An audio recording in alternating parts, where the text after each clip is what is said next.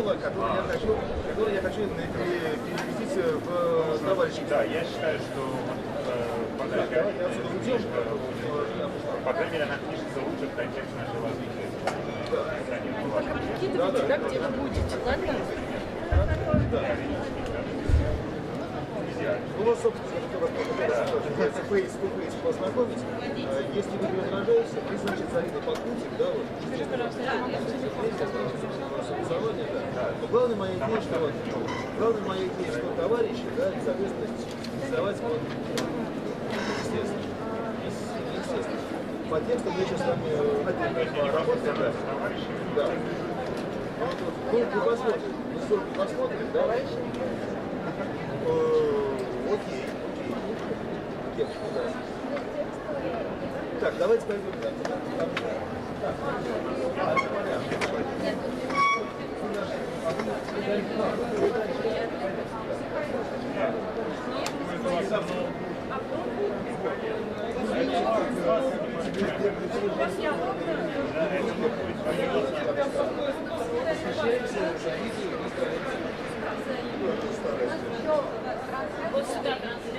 К сожалению, мало.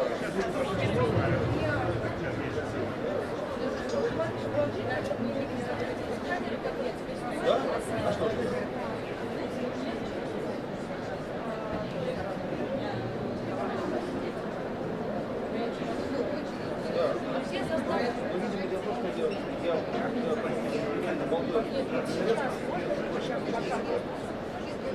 Вы сейчас не слышали,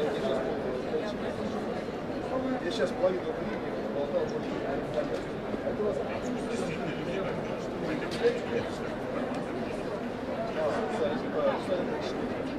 Да. Вот мы дальше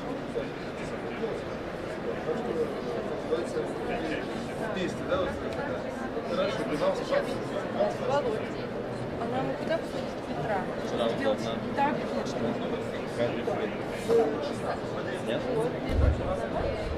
Дорогие друзья, приглашаем вас на территорию познания на презентацию прекрасной книги «Гроза» и на встречу с двумя иллюстраторами.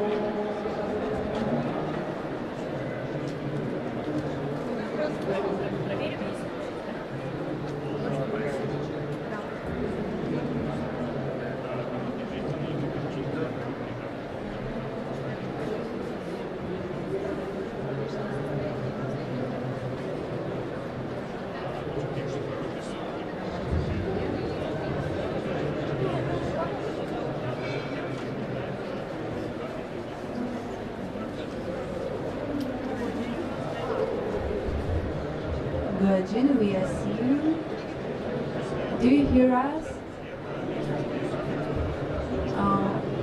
Can you please turn on your microphone? Because we can't hear you.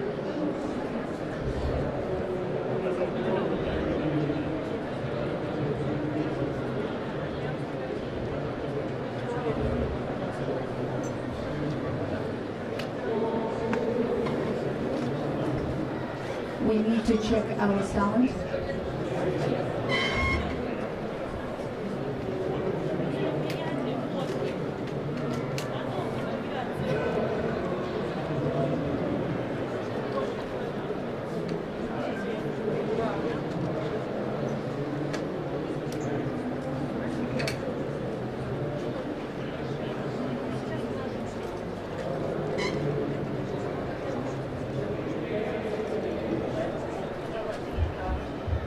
We see you, but we don't hear you. Can you turn on your microphone again?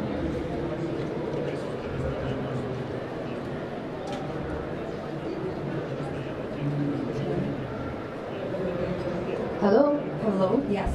Yes. Great. Yeah. Okay, great. We hear you. And for we will see you on our big screen. Okay. Please wait a few Hello, minutes. Masha. Nice to meet you. Судовых. Okay, can you hear me? Yeah, I can hear you. Cool. Yeah, we see you on two screens simultaneously, so that's cool. And Yeah. everybody sees you as well.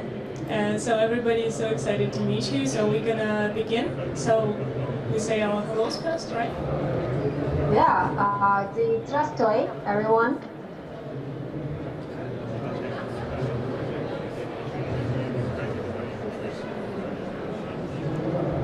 Hello? Hello? Hello. Hello, can you hear me? Hello. Hello, Guoджин. My name is Peter. I will be helping with translation today because Maria will be speaking in asking for questions in Russian, and I will be interpreting. Sure, nice to meet you. Nice to meet you too.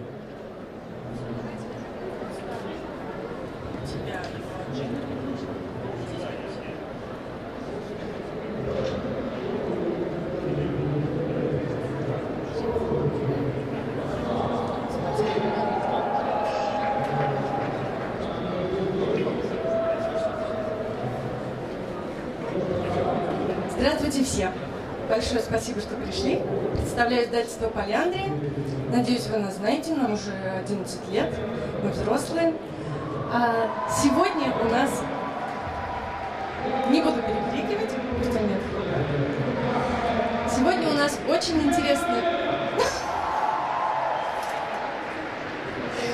интересная встреча двух художников. Потому что у нас в издательстве вышла книга «Гроза». Это графическая история, в которой нет ни одного слова. И мы подумали, что особенность этой книги такова, что очень ценно, чтобы поговорил художник с художником на своем языке. Сегодня у нас это будут два языка, русский и английский. Но, тем не менее, язык художников, я думаю, он универсальный для любых стран.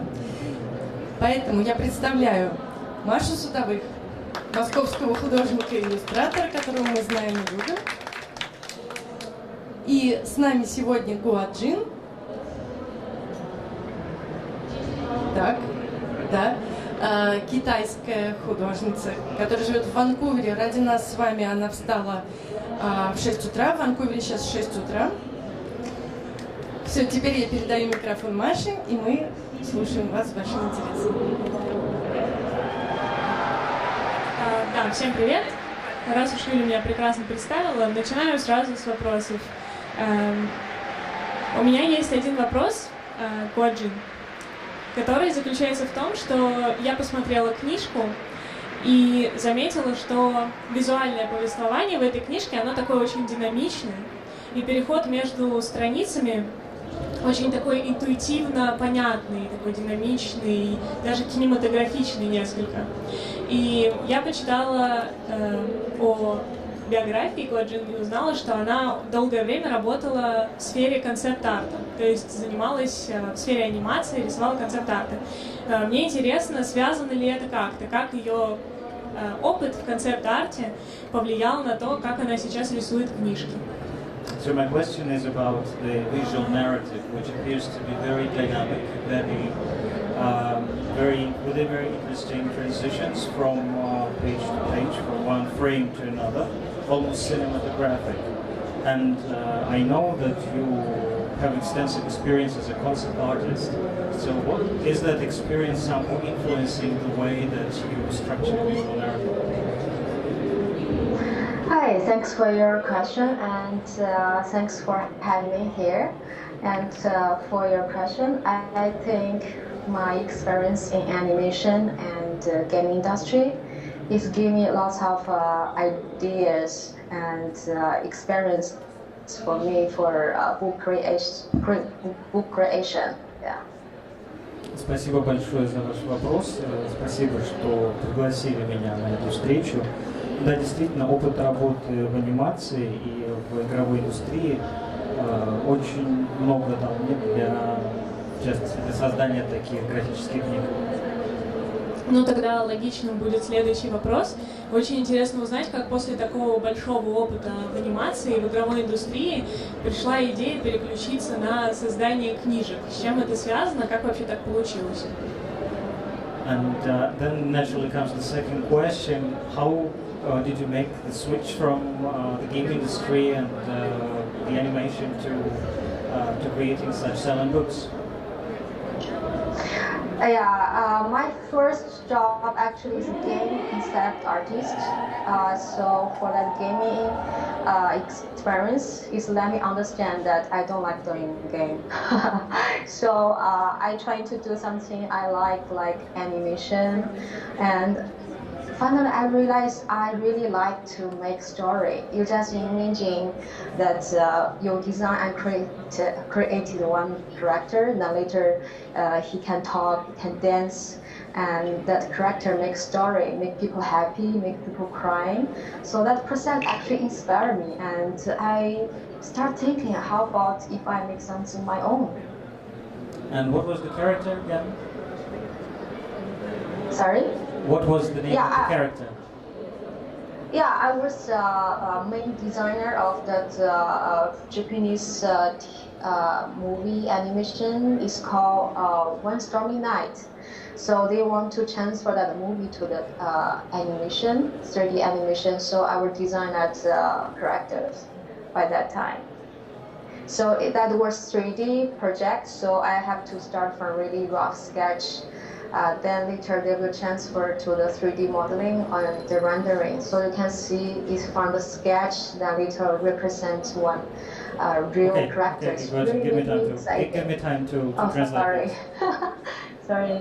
Я работала долгое время как концепт-художник в игровой индустрии, но я осознала, что все-таки именно игровыми вещами мне не хочется заниматься. И мне близка была анимация, но больше всего мне хотелось самой создавать какие-то истории, писать какие-то интересные вещи. И один из героев, над которым я, в частности, работала в анимации, он, собственно, послужил для меня такой моделью, таким вдохновением для работы над этой книгой. И еще мне было интересно узнать, очень классное такое переключение между анимацией к собственным книжным историям. Мне очень интересно узнать, почему же эти истории без слов? Как так получилось, что ты обратилась именно к тихим книгам, да, так называемым silent book'ам? Потому что и первая твоя книга, и вторая книга — это книги, в которых нет слов, и ты рассказываешь историю именно с помощью картинок, а не с помощью какого-то там текста. Вот интересно, как ты пришла именно к этому жанру? Это случайно получилось или это сознательное решение? I wanted to know what attracted you to this particular kind of book, to this form of silent book with no words. Because both your books that you've done, the first one and the second one, they're both silent picture books. So why you decided to do this rather than pictures and text, for example? Yeah, for this question, I think everyone have their own different talent to express their feelings. Like someone like singing, someone like dancing, and someone like to talk, someone like to write. But for me, I think the best way for me is drawing, to express myself by pictures. I think it's from nature, yeah. Я думаю, это связано с тем, что у каждого свой талант выражения своих эмоций. Кто-то поет, кто-то танцует, кто-то хорошо говорит, кто-то хорошо пишет. Все-таки мне ближе всего рисование и создание картин. And I think, and I think for this picture to tell the story, I think it's become more a new form of the art to tell the story. Before a picture is like a side character of that book, И к тому же это достаточно новый жанр вообще среди книг. Некая новая форма, потому что раньше все-таки иллюстрация была каким-то приложением к тексту. А сейчас оказалось, что она может быть отдельной формой искусства. Да, это классное замечание, и как раз я хотела в тему к нему передать такой всеобщий комплимент от всех, что, в общем, как минимум в нашей книжной индустрии у нас пока не очень распространен этот жанр. В общем, тихой книги издается довольно мало пока что, и, возможно, не все еще привыкли к такому формату. Но вот «Гроза» снискала огромную популярность, и она всем очень нравится, несмотря на то, что это такой вот непривычный, бессловесный формат. Так что действительно такая форма выразительности 100% классно сработала в этом случае. That's an excellent comment, and I think we would like to compliment you all us on your work, because this particular kind of silent book is not so widespread in Russia now. But yet, as soon as your book was translated and published in Russia, it became very popular. So it's, although this is still a very, very new thing here in Russia. Yeah. For me also it's quite new style, because before when I just graduated from art college, I was trying to find some way that is interesting. So that time I think I last picture book without words, and now I think it's become new way people trying to do that. Especially I inspired a lot by Shantan's book. What kind of book? Yeah. His Arrival and his book name in that The Love Thing, which got the Oscar animation short film. Я искала новый стиль, как новые формы после того, как закончила колледж. И мне графические книги представлялись очень интересно. Тогда еще это была, так скажем, заря этого жанра. И, в частности, меня вдохновил художник, но я не услышал его имени. Шантан. Шантан. Yeah, Shantan. And I think it's not only for book, like movie, silent film, like black, white, old style movie, and also some wordless animation movie made by Pixar. I think lots of different art forms, they unite together, combined with a new different form. It's quite exciting. И он разных рисует жанров, черно-белый, и я так понимаю, что он работал на студии Pixar.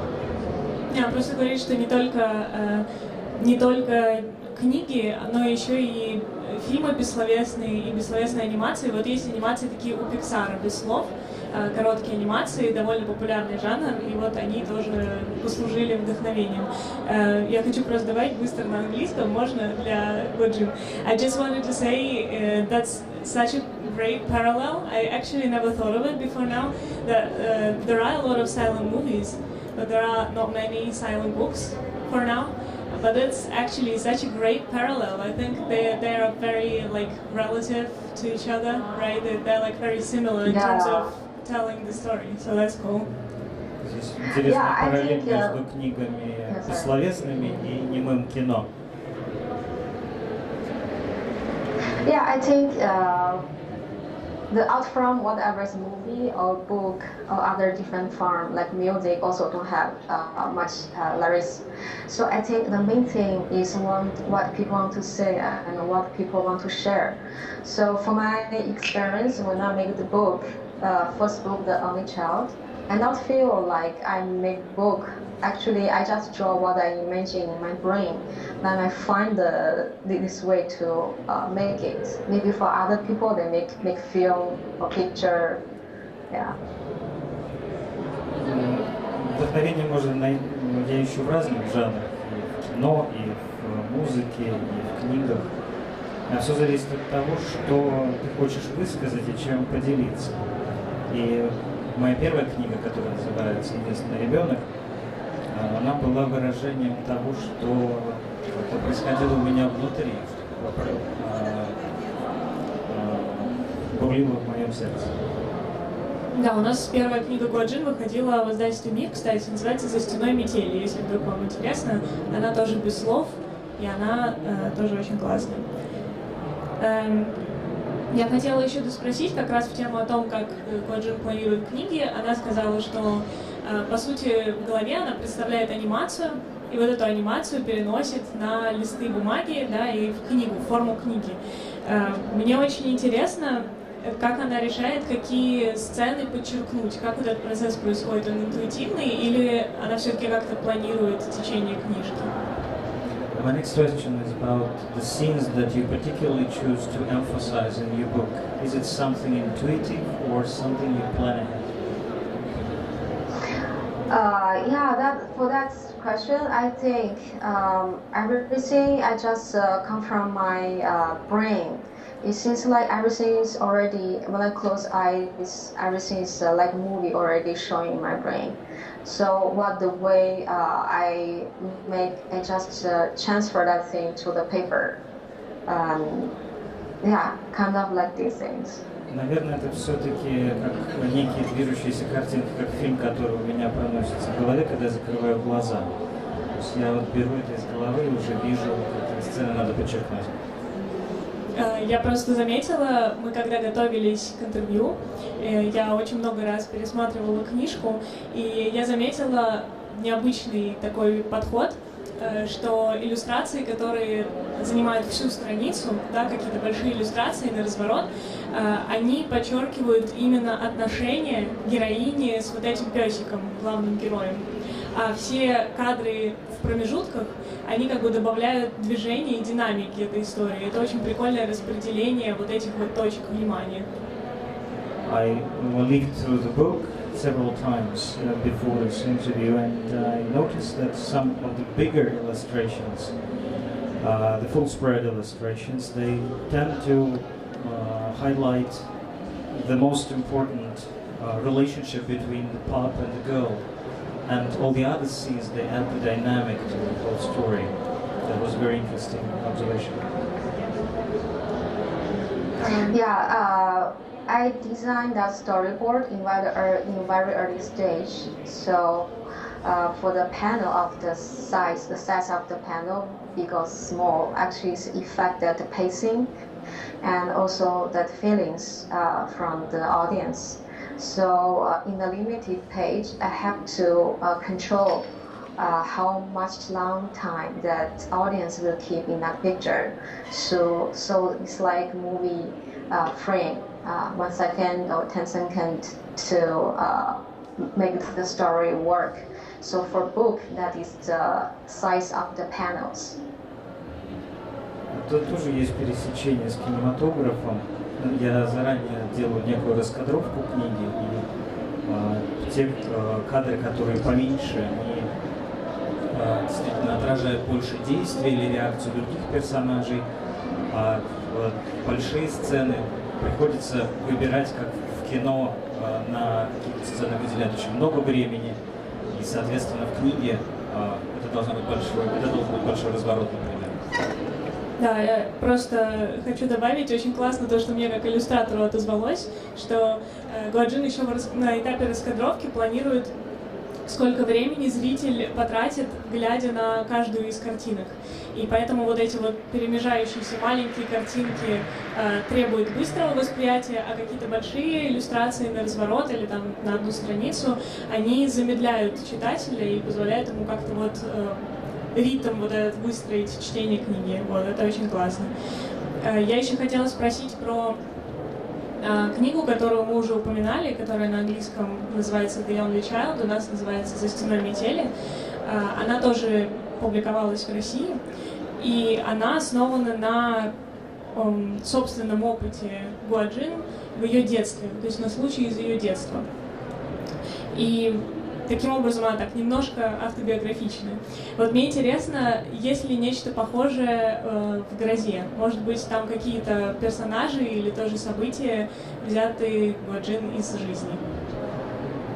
My question relates to your first book, The Only Child. It is partially autobiographical, so based on something from your life. So is there anything, any episodes and any aspects of the new book, The Stormy, that also somehow linked to your own childhood, to your own life? Yeah, Stormy actually, that's a character, like this dog actually is my real dog who's lost maybe around 10 years ago, and I always cannot forget him. So especially when I'm in a hard time, I don't know why his eyes always in my brain. So I always want to make one book about my dog. And I imagine someone find him, give him a forever sweet home. Then this story coming up. So my original story actually have more than 100 pages, and later we developed with this final around 30 pages to make the short story. Да, действительно, эта книга очень тесно связана с моей жизнью. По сути, этот щенок — это реальная собака. Это моя собака, которая пропала 10 лет назад. Я все еще не могу ее забыть.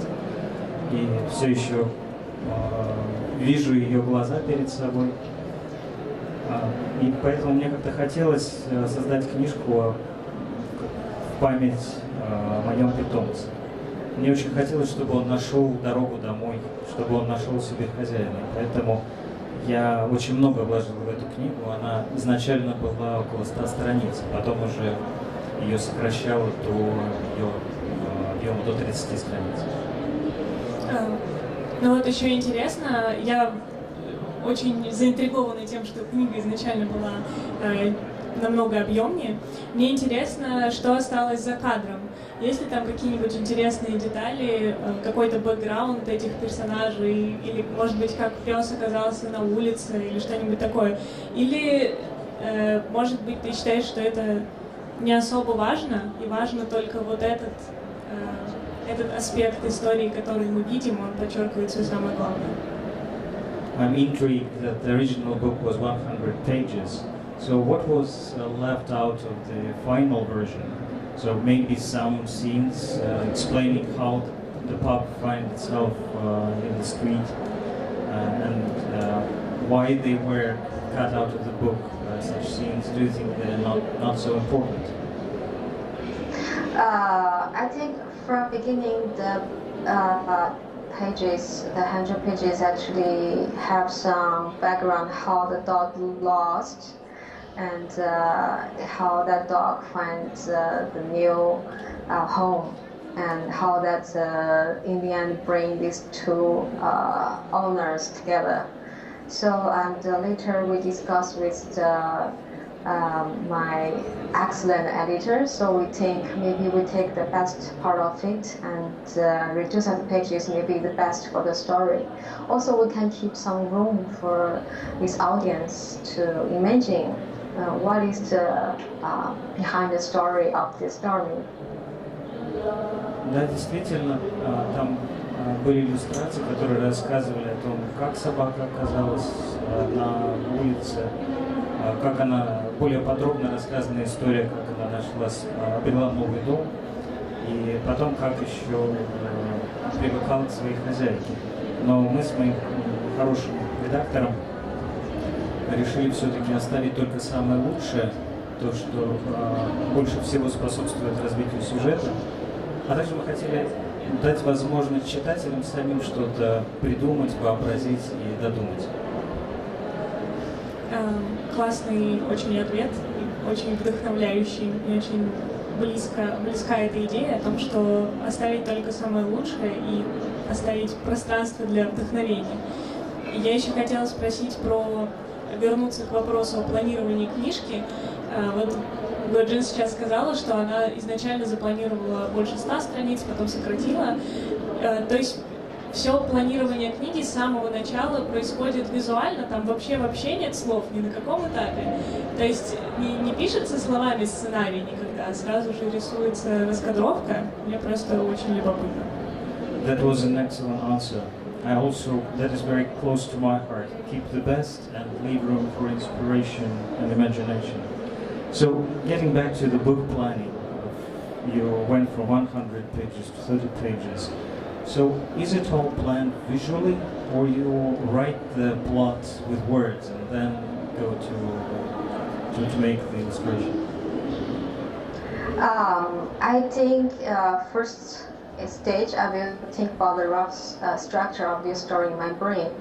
Then I will find the most touchable moment in my brain and I draw it, and also write simple sentence behind that picture.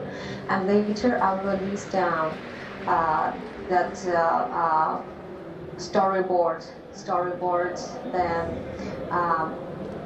Then many retakes of that storyboard's development. For stories that the developing stage, maybe I take more than 11 different versions of storyboard. It's quite a struggle and hard process. Yeah. Сначала замысел приходит, естественно, в очень общих чертах. Я это все продумываю, ничего не записывая, потом наиболее яркие, интересные моменты я пытаюсь зафиксировать в виде простых предложений, а потом начинается долгий, упорный процесс раскадровки, который многократно повторяется, обсуждается с редактором. Это довольно непросто. Я еще хотела спросить про одну отсылку в «Грозе», которая мне показалось, что она там находится. Я впервые, когда прочла историю, просмотрела, правильно будет сказать, мне сцена, где девочка впервые встречается с щенком в парке и начинает к нему приходить снова и снова, чтобы завоевать его доверие, очень напомнила сцену из «Маленького принца», где маленький принц знакомится с лисом и приручает его постепенно. Он каждый день приходит к нему, и таким образом между ними появляется вот эта связь. Мне интересно, прямая ли это цитата, или это просто что-то, что вот так витает в воздухе, и очень многим из нас близко, вот эта тема построения доверия. My next question is about a reference that I discovered in this book when the girl is trying to build trust with the pup the first time, with Stormy. She's trying to attract him somehow. And this very much reminded me of The Little Prince, when the prince is trying to make friends with the fox and meeting him several times. So was that an intentional allusion, intentional reference, or is it just something that many people come across, I mean, artists and novelists, to the same kind of relationship building story? Honestly, I not reference that thing, and for that question you talk about, actually, in my very kid time, maybe a very small time, in my grandma's house, actually, similar story happened. It's like one street dog always visit my grandma's house, Icelandic house, and it's very skinny and small, so I feed that cat every day. So in the beginning, that cat scared me a lot.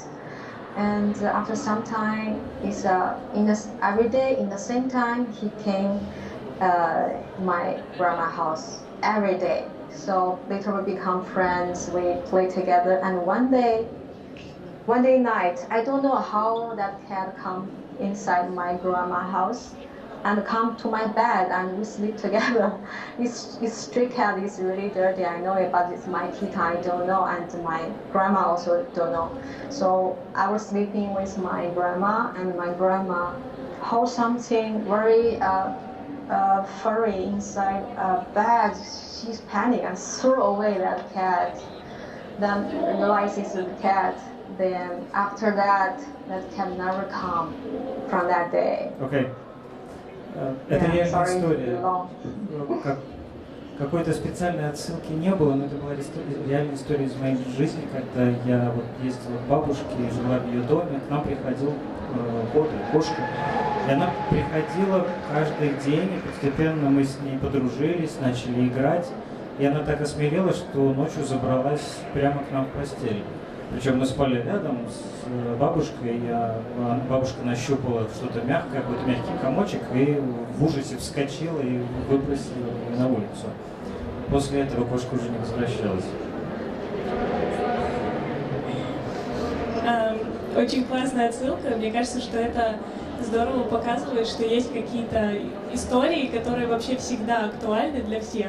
Да? Это какие-то универсальные такие вещи, о которых ты всегда можешь рассказывать, и всегда любой человек в любой точке света может почувствовать принадлежность, да, к этой истории. Это очень классно. Мне вот хотелось в связи с этим спросить про иллюстрацию.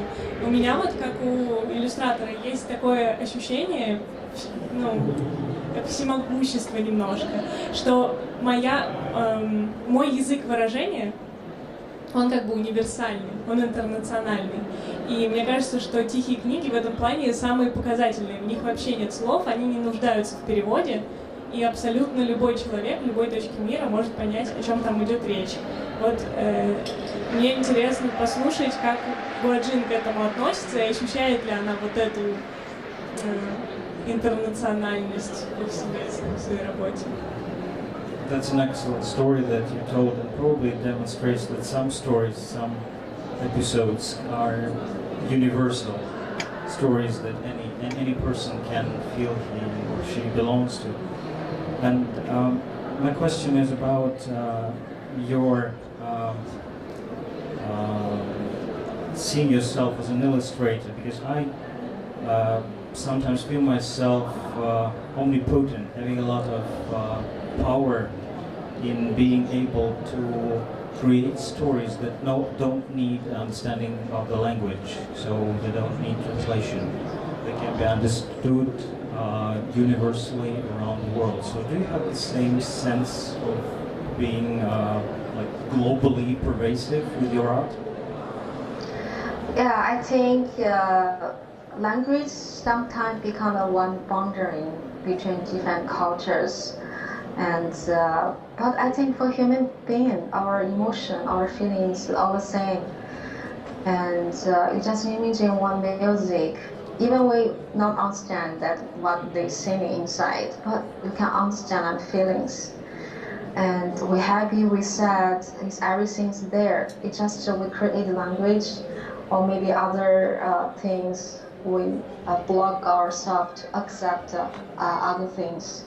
But I try to find that the same element we everyone have. So I think wordless is have this powerful magic. Да, действительно, язык очень часто разделяет культуры, но все-таки чувства, эмоции, они универсальны. Так же, как музыка, как песни, которые мы любим слушать, хотя даже не понимаем их слов. И для меня искусство является таким важным инструментом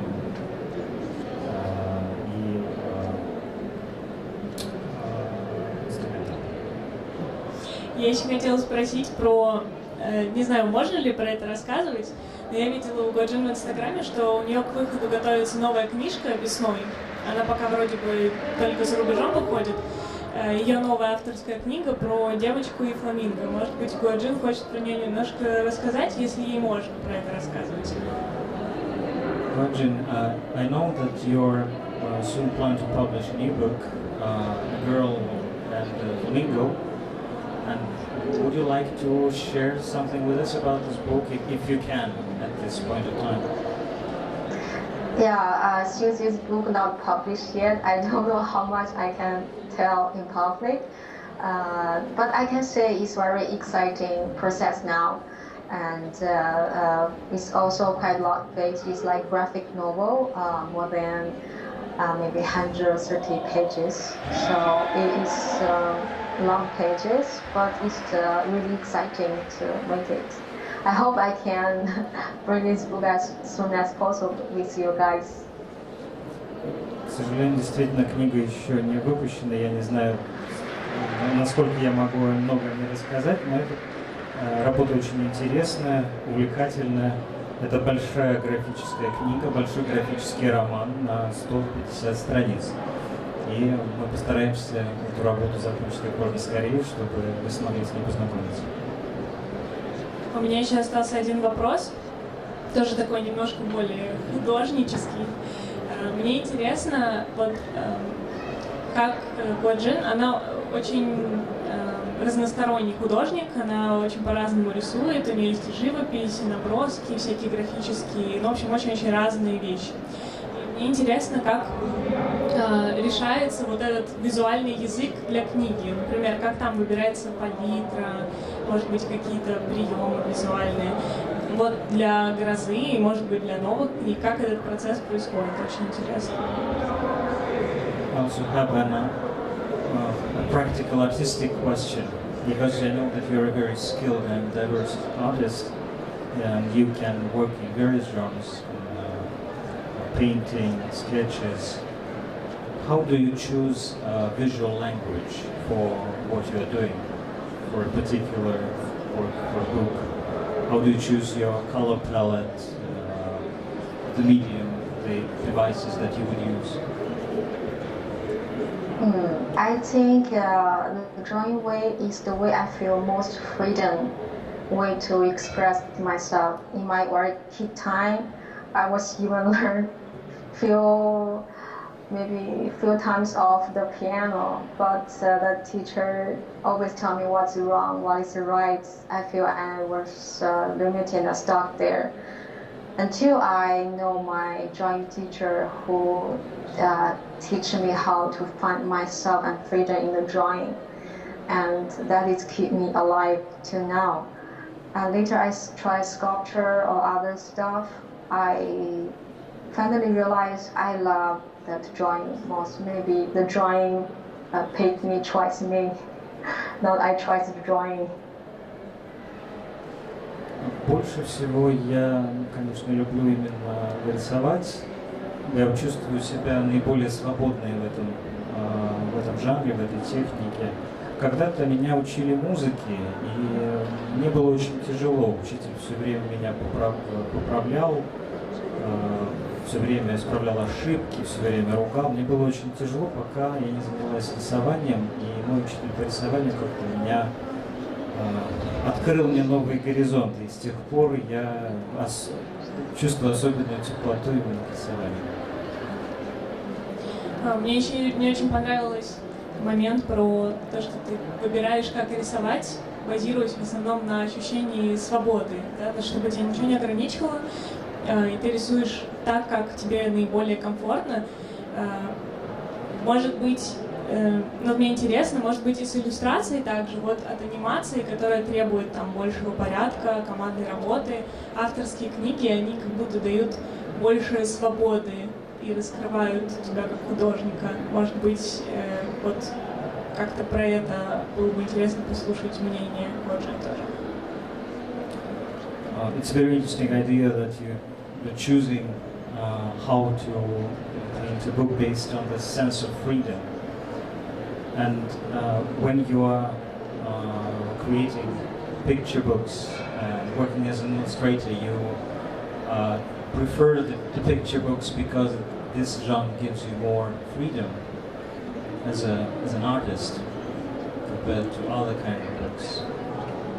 Yeah, I think for art and drawing, I think the really attractive way is there's no exactly answer tell you what is right, what is wrong, and only you can tell yourself what you want in that blank white paper, that you make your own word, your own imagination in that blank paper.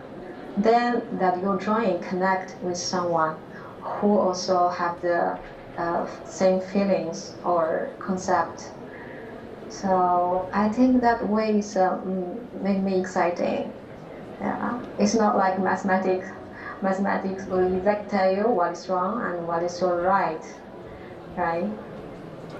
Да, действительно, то, что меня привлекает к этому искусству, это как раз то, что здесь максимальная степень свободы, нет понятия правильно или неправильно. Ты делаешь то, что ты считаешь нужным, то, что тебе хочется, и это переносишь на чистый лист бумаги. И это позволяет тебе как-то найти связь с теми людьми, которые чувствуют так же. Вот отсюда еще, кстати, классный вопрос, который вообще-то я не готовила, но, может, Гуоджин все равно на него захочет ответить.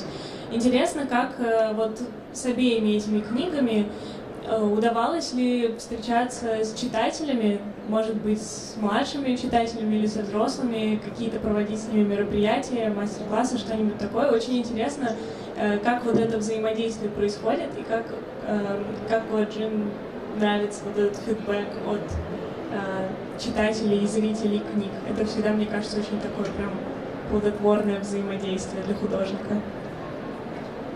And my next question is about your relationship with readers. So, have you met with your readers, maybe with children? Maybe you hosted some master classes with them. So, and just could you talk about this interaction with your readers and the feedback that they're giving you? Yeah, actually, I did so many activities in China and Germany before, and I really surprised how that kid imagine what happened in the story, and they have really strong sense of the reading the last book, and sometimes their answer quite surprised me. So, and for the storybook, someone even, some adults, one lady told me that book reminds her and her husband how they meet together. Да, я участвовал в таких мероприятиях довольно много в Китае. И меня очень часто поражают зрители, дети, которые своим воображением, что какую богатую почву дает для них эта книга. И их умение и чувство того, что реально происходит там за кадром. И однажды даже ко мне подошли муж и жена и сказали, что книга «Гроза» напоминает им их собственную историю, как они познакомились. И очень классно, очень здоровское замечание про то, что дети, они прям интуитивно реагируют на бессловесные книжки. Я просто тоже вела несколько раз мастер-классы, на которых читала с детьми книги без слов, если опять же можно про них сказать, читала. И это всегда очень такое прям вдохновляющее зрелище, как интуитивно и просто дети считывают вот этот нарратив. Это прям супер классно, очень рада это просто тоже услышать от Гуоджин. Yes, really, this is something I also can confirm that it's amazing how intuitive kids can be, how easily they read the picture books, because I also hosted some master classes for kids, and this intuitive interaction is amazing. Oh yeah. Sorry. You continue. Go on. No, I'm nothing. You can start. Yeah. Да, в общем, все, я хотела сказать, что я основные все вопросы спросила, и мне очень приятно было с Гуоджин пообщаться, как всегда. Я еще и потом на английском это тоже скажу. Ну, в общем, на этом мои вопросы закончились. Закончилось ли у нас время, я не знаю. Ну, если вдруг кто-нибудь хочет что-нибудь спросить, можно доспросить напрямую. И Гуоджин перед этим, если вам интересно что-нибудь про книжку. So, thank you very much, Guoджин. I'm through with my questions, and thank you very much for your interesting answers. I don't know if we are out of time now, but maybe some of the audience would like to ask their questions.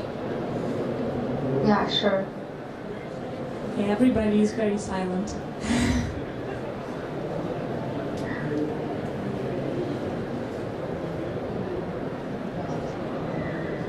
Добрый день. Гуоджин, хотела, во-первых, сказать вам лично огромное спасибо за ваши книги. А вопрос у меня на самом деле простой. Возможно, вы про это говорили, я, может быть, пропустила, но тем не менее. Ваша первая книжка была в таких монохромных, скажем так, тонах. Вторая книжка уже цветная. Сложнее или проще было работать с цветом? Гуоджин, first of all, thank you very much for your excellent books and for your interview. My question is about your first book was more monochrome, black and white shades, and the next book was full color. Was it difficult to move into the color version? Hi, my friend, nice to meet you, and thanks for your question. And I think, yeah, color somehow is more challenge, but somehow I feel it's have the mission can help me to develop different emotion and storyline. So black white also have their own limitation, like you only have one, two color, white and black. So I think they both have their challenge part and advanced part. Да, было Thanks for your трудно. question. Спасибо большое за вопрос. Было трудно, но с другой стороны цвет дает некое новое измерение картинки и дает совсем другую палитру эмоций и другие возможности для развития сюжета. С другой стороны и монохромное изображение тоже имеет свои ограничения и приходится как-то с ними справляться. It seems we don't have any more questions, right? Everybody is super shy. Yeah, that's it then, I guess. Thank you so much, Guoджин. I wanted to thank you as well in English and say that I'm super excited to have talked to you. And thanks for answering all of our questions. And we're super proud to have your book here. And I'm sure illustrators who are going to watch this conversation when it's recorded, they're going to be super excited to hear you talk about the books and illustrating and all of that stuff. So thanks so much for taking the time, and thanks so much for waking up this early to see us and talk to us. Thank you so much for coming here and liking my book. Give my best wishes to everyone. Большое спасибо. Я очень рада, что моя книга понравилась.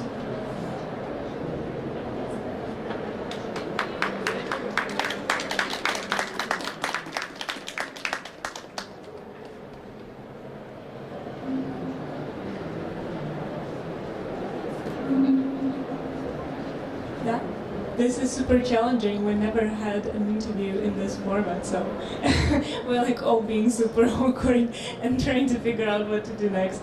But yeah, that's it. I think everybody is super excited. Everybody was clapping. So thank you, Guoджин. It's so nice to see you. Yeah, that's it. Okay, thank you. Bye, Bye, everyone. Have a nice day. Спасибо.